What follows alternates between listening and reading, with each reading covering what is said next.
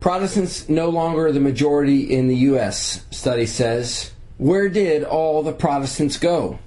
This is Pastor Sean Harris. Welcome to another News in Focus program. This article is coming to us from FoxNews.com. FoxNews.com published October 9th. Associated Press out of New York.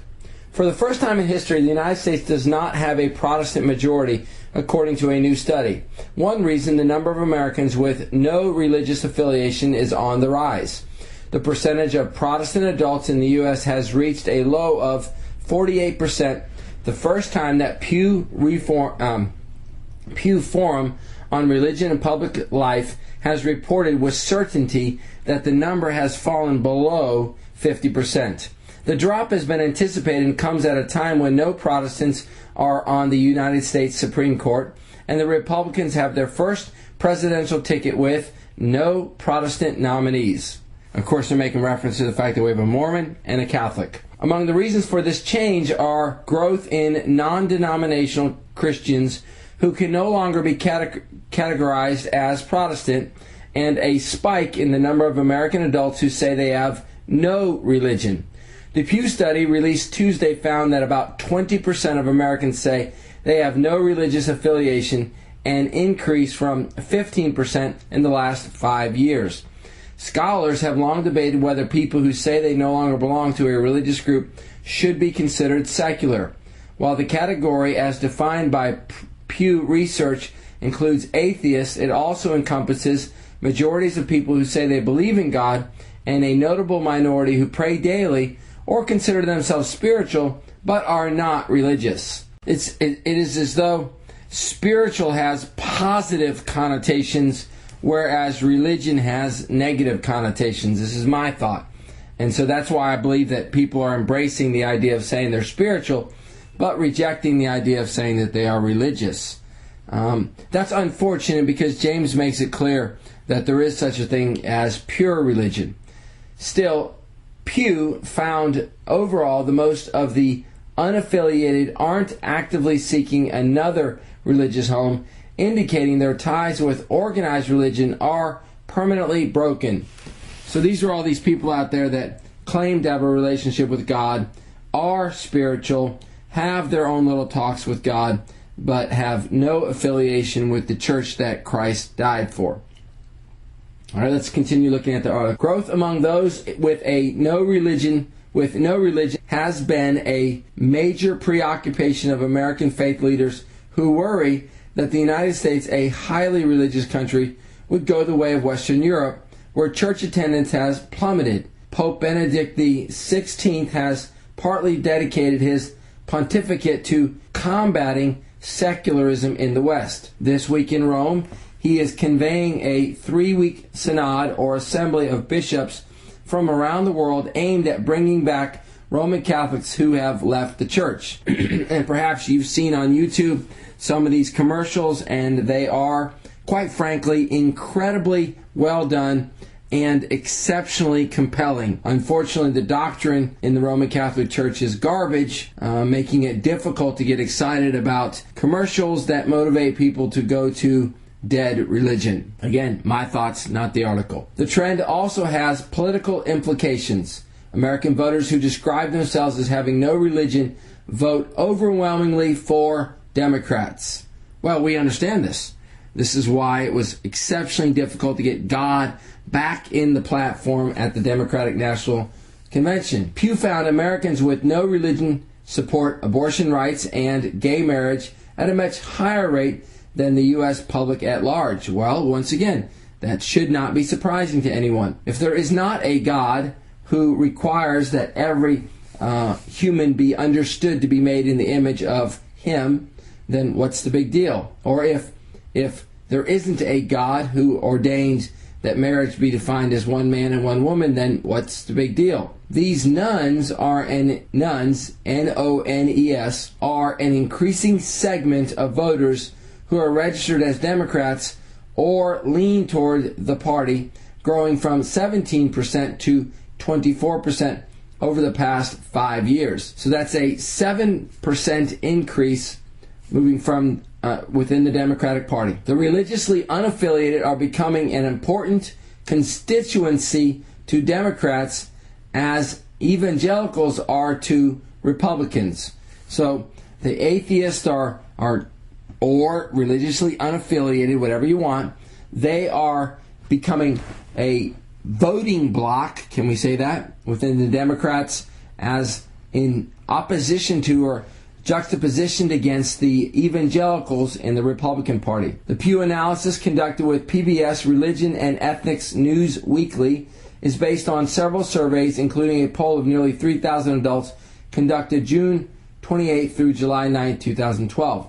The findings on Protestant majorities based on responses from a larger group of more than 17,000 people and has a margin of error of plus or minus 0.9 percentage points, which is almost insignificant. Pew said it had also previously calculated a drop slightly below 50% among U.S. Protestants, but those findings had fallen within the margin of error. The General Social Survey, which is conducted by the University of Chicago's National Opinion Research Center, reported for 2010 that the percentage of U.S. Protestants was around 46.7%. What is not clear from the article, as I can see, and I'd love for someone who knows more to send me a note, pastor@BereanBaptistChurch.org. Berean is spelled like Berean, BereanBaptistChurch.org. Find us on the web as well. What I would like to know is, where are Baptists in this mix? Are they including Baptists as Protestants? Many Baptists would say they're not Protestants, and so that would be interesting to see how they are categorizing Baptists, especially when we can understand the fact that the Southern Baptist Convention is the largest denomination, Protestant denomination, if they're included as Protestant. I'm not sure about that. The survey doesn't make that clear in the United States. Researchers have been struggling for decades to find a definitive reason for the steady rise in those with no religion. The spread of secularism in the Western Europe has often viewed as a byproduct of growing wealth in the region. Yet, among industrialized nations, the United States stood out for its deeply religiosity in face of increasing wealth. Now, religion scholars say the decreased I'm having a hard time pronouncing that, in the United States could reflect a change in how Americans describe their religious lives. In 2007, 60% of people who said they seldom or never attend religious services still identified themselves as part of a particular religious tradition. And that's interesting. Let me communicate that statistic one more time. In 2007, 60% of people who said they seldom or never attend religious services still identify themselves as part of a particular religious tradition. And you know, all churches in America have this. So this is really only on a larger scale what's happening in the church. You know those people that say they're part of your church but don't go to your church, and they insist that they're members of your church but they never ever come. I mean, they're not even Christmas and Easter Christians, and yet they claim to be members of the church. We do our very best at Berean to decrease that number, putting pressure on them to either become faithful or resign their membership. Or, in some cases, we actually have to present their names before the congregation, have them removed from the rolls, which is always difficult and very unfortunate, but absolutely necessary. Part of what's going on here is that the stigma associated with not being part of any religious community has declined. The stigma. And of course, the stigma on numerous things is going away. So we should not be surprised about this. The stigma for walking downtown with another guy and holding his hand is going away. The stigma for not working is going away. The stigma for being a bum is going away.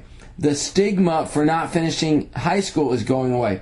The stigma for getting pregnant outside of wedlock is going away.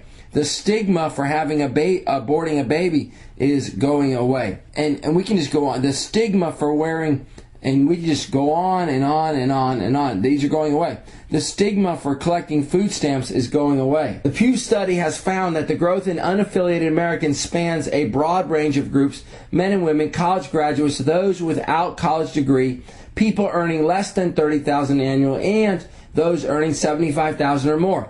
However, along ethnic lines, the largest jump in the, quote, nones has been among whites. 1/5 of whites describe themselves as having no religion. 1/5.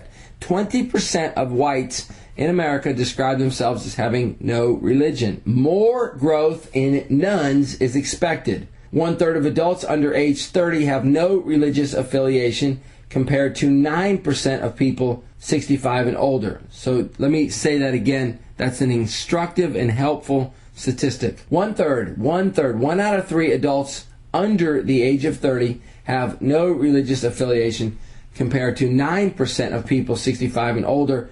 Pew researchers wrote that young adults today are much more likely to be unaffiliated than previous generations were at a similar stage in their lives, and are not expected to become more religiously active as they age. Well, there you have it.